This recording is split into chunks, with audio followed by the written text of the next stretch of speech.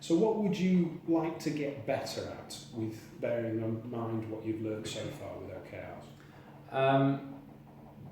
I definitely like to get a lot better at the conversations, like having more frequent conversations around the key results. As I said, that's a big part of what the success has been, like setting key results, but it's almost the cadence of the conversations themselves. To give you an example, we've took the approach to OKRs, because there is a lot of information out there still about how people approach OKRs, like organisation. It's got to fit. I think there's got to be some degree of it. You do it your way, you approach OKRs in your own way.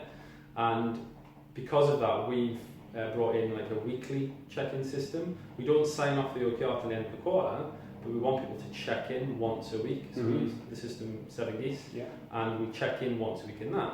And we say, is this OKR on track or off track? You update the key results and a little bit of a comment to go with it. Now, that's been brilliant, and I thought, great, we'll do that once a week, and that will be enough. But what seems to have happened, particularly in the last few weeks of this quarter, is people are just checking in and not having conversations with each other about the check-in. And I've spoke to quite a few of the team, and it's very, very common that. And I think I've got to lead by example with that a little bit more.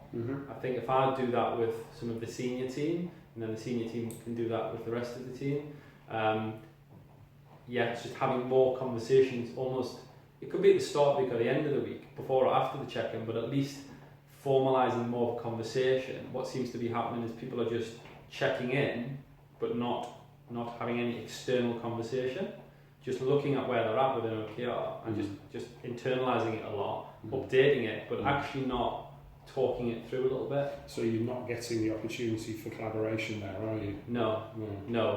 We are, like I say, once a month then conversations do happen, but I think they could happen weekly, and not an hour-long meeting or anything like that, but 20-minute conversation, 10-minute conversation here or there, particularly in the teams they're in, could help a great deal.